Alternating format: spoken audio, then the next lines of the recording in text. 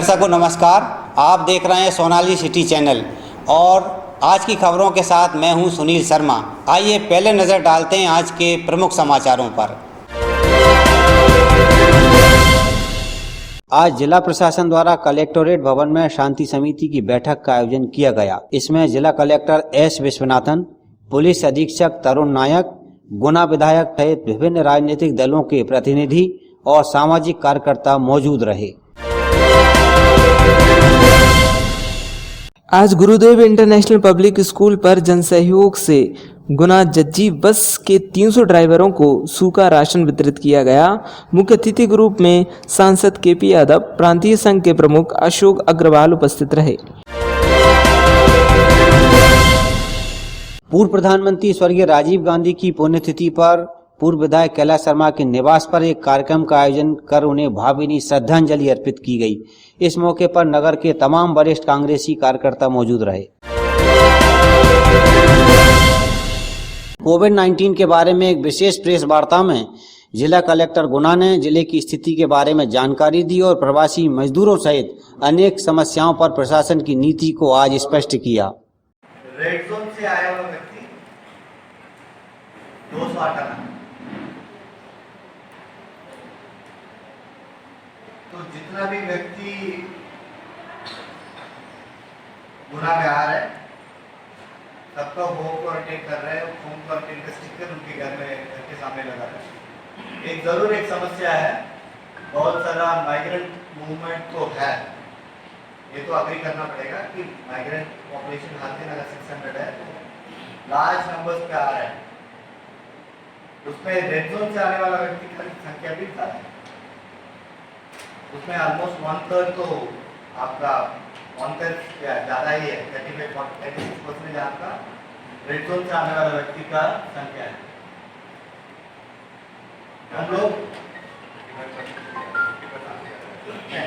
594 आया है, उसमें 280 रेड जोन। बर्फ और आइसक्रीम फैक्ट्री संचालकों ने बिजली बिलों को माफ करने की मांग की है। इन सभी का कहना है कि कोरोना संकट के कारण उनका व्यवसाय इन दिनों ठप है। ऐसी स्थिति में बिजली के बिलों ने गरीबी में गीला आटा करने जैसा हाल उनका कर दिया है। क्या नाम है भाई साहब आपका? मोहम्मद सिंह कुशवाहा। कहाँ है आपकी फैक्ट्री? कोलूपुरा में। काय की फैक्ट्री है? आइसक्रीम। अच्छा, तो आपकी क्या शिकायत है? हमारी शिकायत ये है साहब, सीजन करा नहीं है, मैं बताऊँ लॉकडाउन लग गया, फैक्ट्री चालू नहीं भाई, मिनिमम बिल आ रहा है, मैं बताऊँ जब मिनिमम बिल कहाँ से देंगे? घर की व्यवस्थाएं नहीं हो पा रही हमारी, खाने पीने की, बच्चे ने कहाँ से पढ़ाएंगे, इसलिए फैक्ट्री का बिल माफ़ किया जाए। कितना बिल है आपका अभी? मेरा बिल है 6,500 रुपये। 6,500 एवरेज बिल? हाँ। कितने महीने का है? 3-4 महीने का। 4 महीने का है।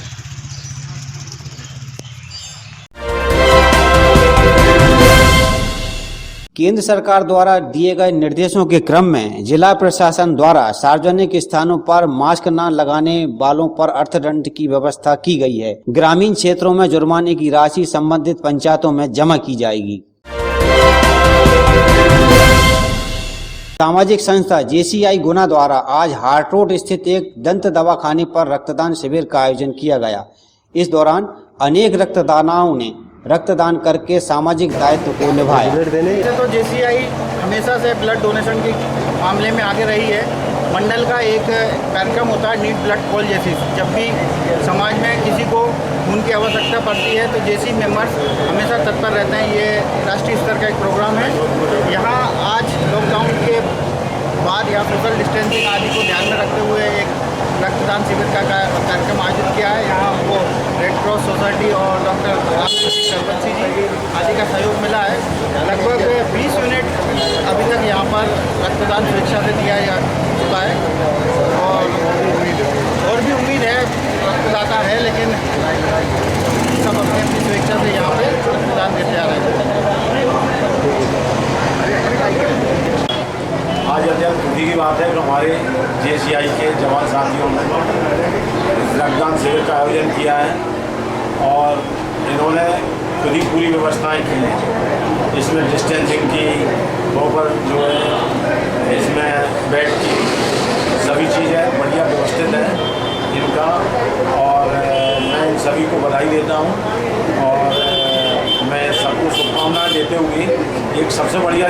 संदेश दिया है वो ये दिया है कि रक्तदान जो है हमारी खुद की जिम्मेदारी है, और ये लोग हमेशा इसमें ज़्यादातर लोग अभी जो रक्तदान कर रहे हैं वो लोग वो है जो हमेशा रक्तदान के लिए आगे आते हैं, और रक्तदान ही नहीं अन्य सामाजिक गतिविधियों में खासतौर से स्वास्थ्य के क्षेत्र में सभी लोग आगे आते रहते हैं। मैं सभी को शुभकामनाएं देता हूँ, सभी को बहुत बहुत बधाई। आज चांचौड़ा एसडीएम राजीव समाधिया के निर्देश पर राजस्व विभाग और पुलिस विभाग की संयुक्त कार्रवाई में अवैध रूप से रेत का उत्खनन करने वालों के खिलाफ कार्रवाई की गई। बापचा, लहरिया सहित अन्य ग्रामों में छापेमारी करते हुए पनडुब्बी को जला दिया गया। इस कार्रवाई से अवैध खनन करने वालों में दहशत का माहौल है।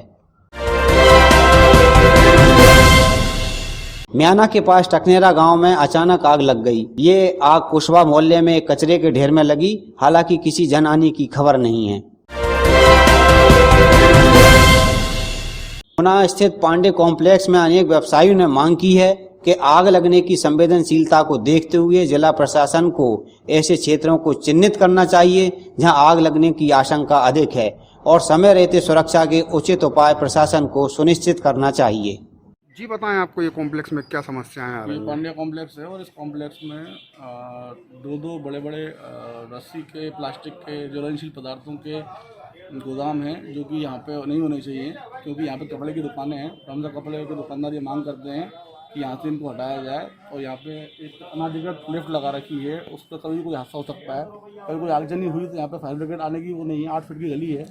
लिफ्ट किस प्रकार से लगा रखी है ये लिफ्ट देखो आप, मतलब लोहे की बना के हैंडल से और लगा दी है, जबकि इसमें बहुत सारे जैसा भी देखा जाए, मैंने देखा कि वो पतले से तार पे है वो। हाँ, एक बार टूट भी गई थी, अभी 4-5 दिन पहले टूट गई थी।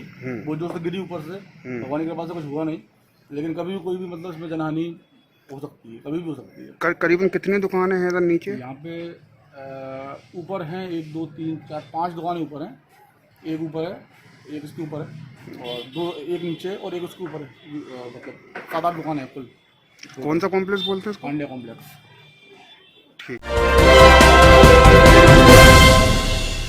राज्य विधिक सेवा प्राधिकरण द्वारा कोरोना संकट को देखते हुए 5 दिवसीय शिविर का आयोजन किया गया।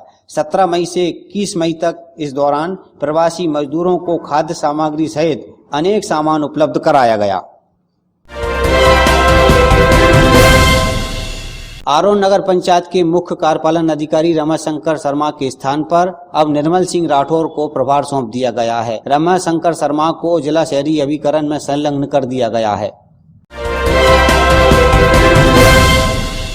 बीनागंज क्षेत्र में टोडी गांव के पास ट्रक और मेटाडोर की टक्कर में 9 लोग घायल हो गए हैं। घायलों को गुना चिकित्सालय में रेफर किया गया है। इन घायलों में 2 घायलों की हालत गंभीर है। शहर काजी नूर उल्ला यूसुफ जई ने सभी मुस्लिम भाइयों से अपील की है कि कोरोना काल को देखते हुए सभी लोग आने वाले दिनों में ईद का त्योहार सादगी और संयम के साथ मनाएं तथा शासन प्रशासन के निर्देशों का पालन करते हुए एक दूसरे से मिलें। रमज़ानुल मुबारक का पवित्र माह चल रहा है जो कि अपने अंतिम चरणों में है, और रमज़ानुल मुबारक का आखिरी अशरा चल रहा है, और सेकंड लास्ट जो आखिरी शब कदर होती है वो भी तकरीबन हो चुकी है। 27वीं शब कदर कल गुजर चुकी है, एक शब कदर और बची है। उसके बाद हमारा पहला पड़ाव है अलविदा जुमा। अलविदा जुमा के सिलसिले में जो भी अभी तक जब से लॉकडाउन हुआ है उसमें जो जुमे की नमाज़, हम अगर घर के अंदर 4-5 लोग हैं, अपने घर के लोग हैं और कोई जुमा पढ़ाने वाला है, तो जिस तरह हम लोग जुमा पढ़ते आ रहे थे बाजमात अभी तक, उसी तरह हम इस अलविदा जुमे को भी बाजमात पढ़ेंगे। छोटे छोटे खुतबे मेरे द्वारा और भी अन्य लोगों द्वारा छपवा कर बंटवाए जा रहे हैं, और जिसके पास खुतबे ना हो जुमे के ईद के, वो हम लोगों से भी हासिल कर सकते हैं। तो जुमे की नमाज़ बाजमात घर पर पढ़ें अपने, और घर पर ही रहें। अलविदा जुमे की नमाज़ भी हम घर पर भी पढ़ेंगे, और बाजमात अगर गुंजाइश हो जाए तो बाजमात नमाज़ पढ़ेंगे, और कोशिश ये करेंगे कि हम लोग घरों से बाहर ना निकलें। दूसरी बात ये कि हम ईद की शॉपिंग के लिए, चूँकि महामारी का समय चल रहा है, देश में लोग परेशान हैं, भूखे हैं, गरीब हैं, मज़दूर हैं, और ऐसे लोग हैं जो कपड़े ख़रीद नहीं सकते, चप्पलें ख़रीद नहीं सकते, नए सामान नहीं ले सकते। तो जो लोग ले सकते हैं उनको चाहिए कि उनके उनको बुरा न लगे, उनको ख़राब न लगे और उनकी दिल को ठेस न पहुँचे, इसलिए नए कपड़े न खरीदें और नए सामानों से परहेज़ करें और बाज़ार जाने से परहेज़ करें। हमारे यहाँ गुना के अंदर ज़िले में मार्केट ज़रूर खुल गए हैं, लेकिन कोरोना अभी ख़त्म नहीं हुआ, महामारी अभी ख़त्म नहीं हुई, सोशल डिस्टेंस अभी ख़त्म नहीं हुआ, मास्क लगाना अभी ख़त्म नहीं हुआ। तो ये सारी चीज़ें अभी ख़त्म नहीं हुई हैं, इसलिए पूरी कोशिश करें कि हम लोग इन तमाम चीज़ों का जो स्वास्थ्य विभाग द्वारा पालन करने को जो चीज़ें बताई जा रही हैं उनको पूरा पालन करें और मार्केट से सबसे ज़्यादा बचें कि मार्केट में नए लोग आ रहे हैं और बाहर से आए हुए लोग आ रहे हैं और हमें कोशिश करना है कि नए लोग बाहर से आए हुए लोगों से परहेज़ करें, उनसे मिलने जुलने से परहेज़ करें। के पूर्व विधायक महेंद्र सिंह सिसोदिया ने विगत दिनों मुख्यमंत्री शिवराज सिंह चौहान से भेंट की और उन्हें क्षेत्र के किसानों की समस्याओं से अवगत कराया।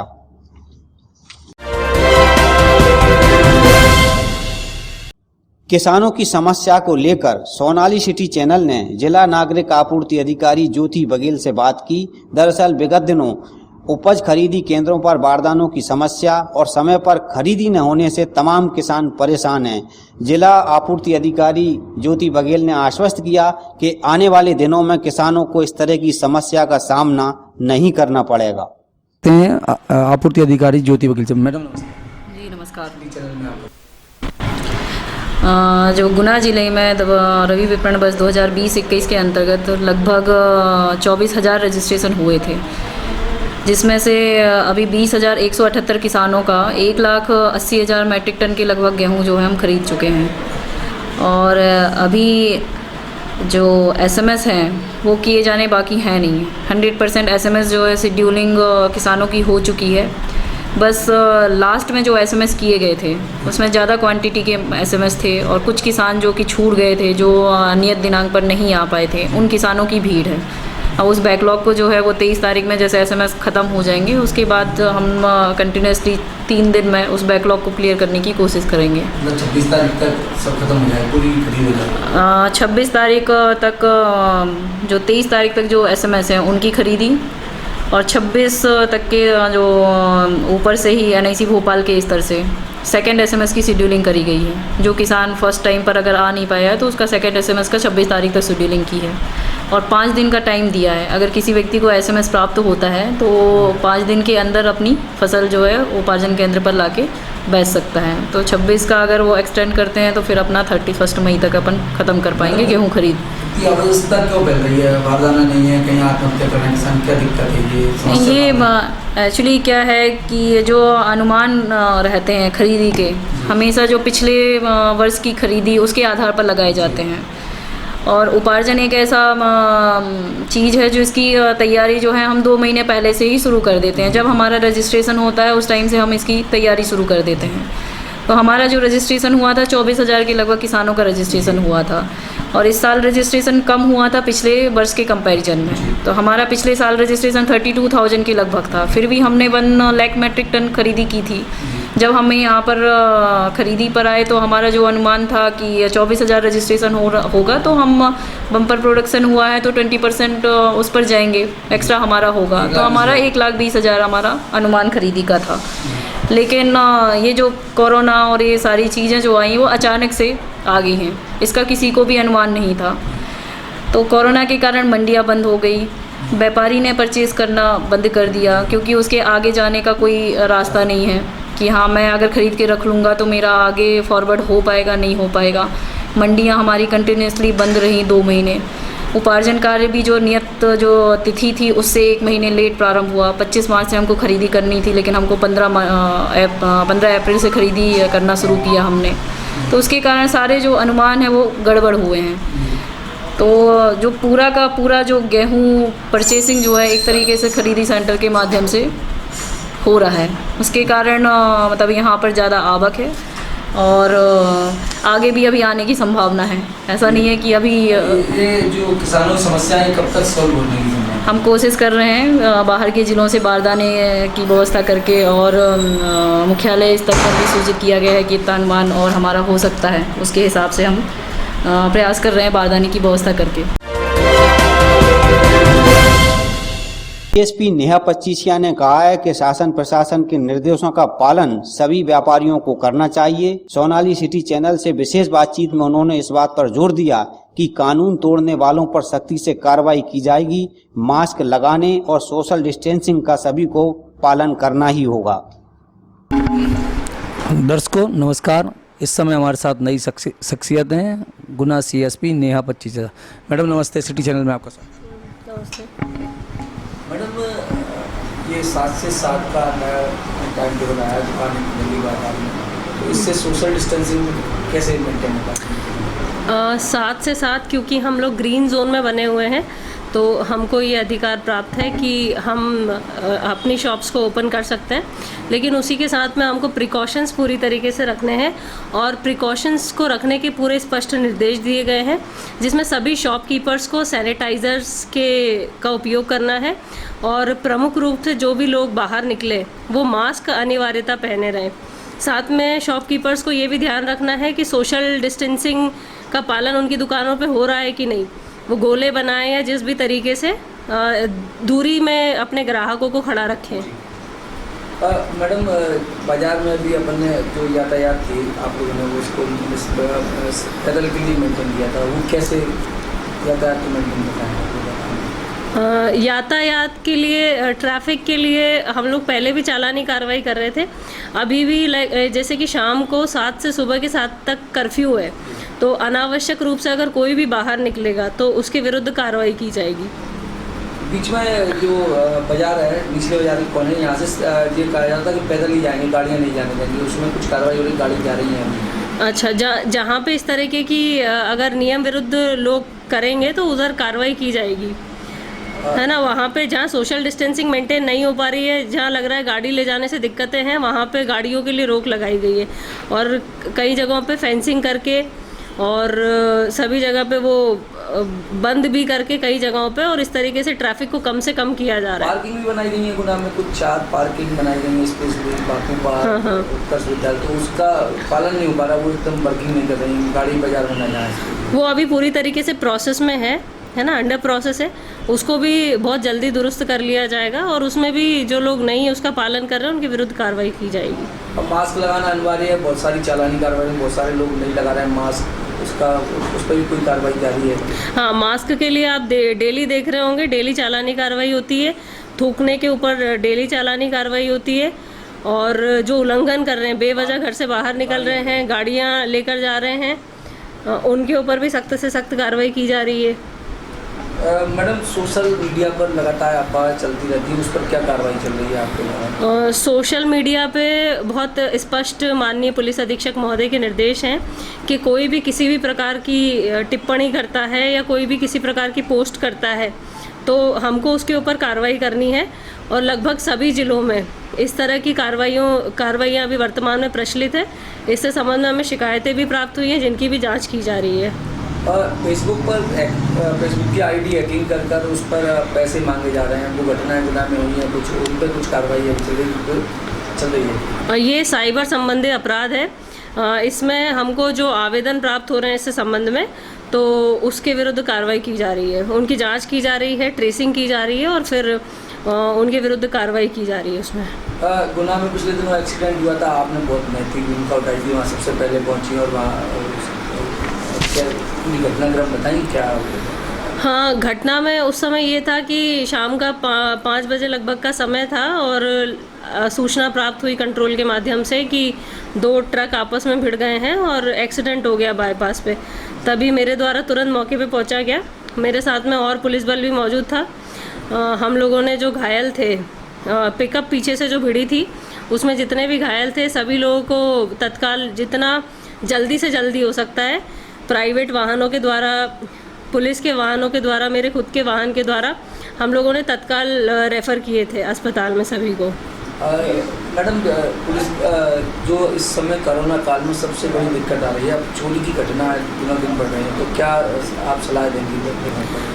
चोरी के लिए भी माननीय पुलिस अधीक्षक महोदय द्वारा रात के आर्टिकल में ही निर्देश दिए गए थे कि जो आउटर एरियाज़ हैं, हम लोग पहले क्या सघन बस्ती में ज़्यादा हमारी गश्त वगैरह रहती थी, आउटर एरिया में उसका थोड़ा सा कम रहता था, तो आउटर एरियाज़ को भी अब से कवर किया जा रहा है और पुलिस के द्वारा पूरा आउटर एरिया को कवरेज देकर अच्छे से चीज़ों का वो साथ में, इसके साथ में कैमरे भी लगाए जा रहे हैं, है ना। तो और साइबर के माध्यम से, मुखबिरी के माध्यम से, अन्य कई माध्यमों से चोरियों को ट्रेस करने के लिए भी प्रयास चल रहा है और भविष्य में चोरियां ना हो इसके लिए भी हम प्रयासरत हैं। आम नागरिक अपनी चोरियों से कैसे बचाव करे, क्या सुरक्षा उसे रखना चाहिए, तो क्या सलाह आप उनको देना चाहेंगे? आम नागरिकों के लिए हम कहना चाहेंगे कि आप घर में मौजूद रहें, या आप अगर कहीं बाहर जा रहे हैं तो कोई व्यक्ति घर में हो, और सबसे ज़्यादा इम्पॉर्टेंट है आपको अगर आपके पड़ोस में या घर में ऐसा कुछ भी लगता है तो हमारा कंट्रोल रूम या कोई भी बीट प्रभारी का नंबर अपने पास रख सकते हैं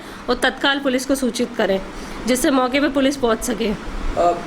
पिछले दिनों कोरोना काल में पुलिस को डबल रूम करने पड़ी, जो उसकी ड्यूटी है वो करनी पड़ी, और पुलिस के कोरोना कर्मचारी, आपके अधीनस्थ कर्मचारी अधिकारियों पर बहुत काम पर बोझ पड़ा, तो उससे कैसे आप चाहते हैं कि उनका अधिक से अधिक मैक्सिमम आउटपुट लिया जा सके? मैक्सिमम ये है कि हमको काम करने के लिए, क्योंकि फोर्स लिमिटेड है, वही लोग हैं, हम सिर्फ ये कर सकते हैं कि हमारा फोर्स अच्छे से अच्छा भोजन ले, उनके स्वास्थ्य का ध्यान रखे, जिसके लिए भी पुलिस अधीक्षक हमारे माननीय लगे रहते हैं रात दिन, चाहे भोजन हो उनको या अच्छा आरओ का वाटर हो, या जितने भी मेडिसिन्स भी आयुर्वेदिक हम लोग दे रहे हैं, उनके प्रोटेक्शन के लिए अभी पीपीई किट भी दी गई है।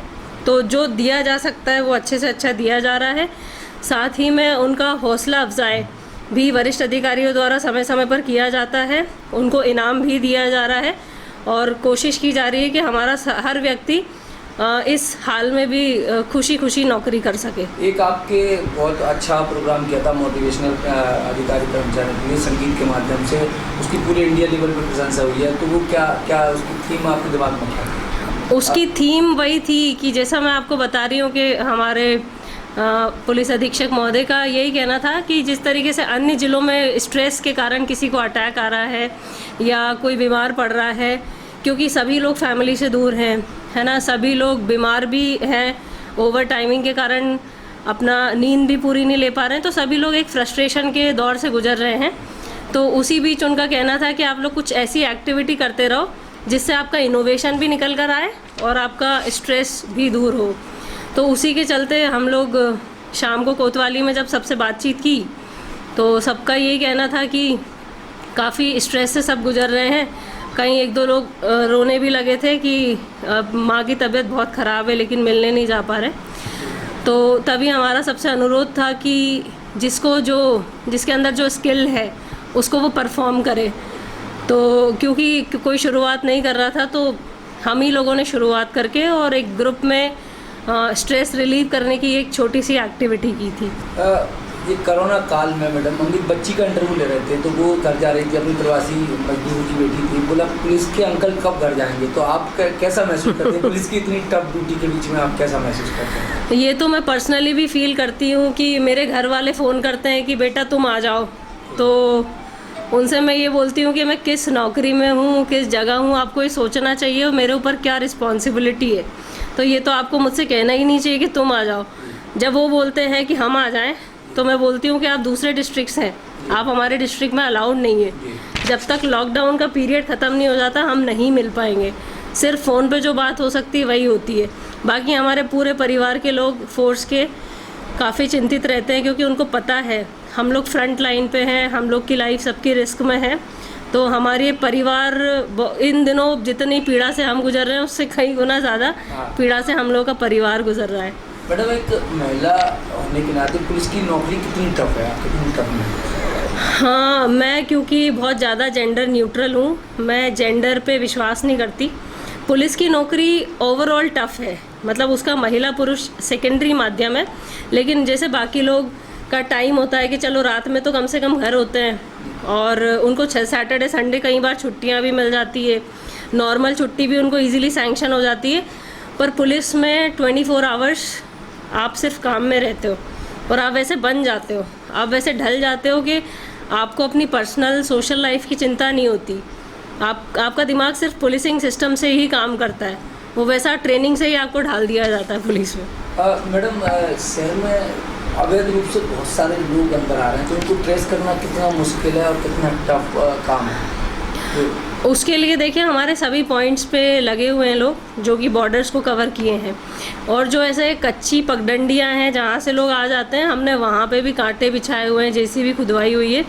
पुलिस की तरफ से हर संभव प्रयास किया जा रहा है कि किसी भी तरह से लोग अंदर ना आए, और हर आदमी को वहीं रोक कर उसका मेडिकल कराया जा रहा है। यदि वो शहर में आ रहा है तो उसको फिर क्वारंटाइन भी कराया जा रहा है। मैडम, आम आदमी से क्या अपील करेंगे आप कि अगर आसपास कोई आदमी आ रहा है तो वो क्या करे, उसको क्या करना चाहिए? अगर उसको लगता है कि उसके पड़ोस में कोई नया आदमी आ गया, बताया नहीं हो, तो वो तत्काल हमें सूचना दे, और वो हम उनसे ये भी अपील करेंगे कि उनके आसपास अगर किसी को क्वारंटाइन किया गया है और वो घर से यदि बाहर आता है तो उसकी भी तत्काल हमको सूचना दे। लोग क्वारंटाइन में घर में नहीं, हाँ, उसके बाद भी अगर निकल आते हैं तो बाहर हमको तत्काल सूचना दें।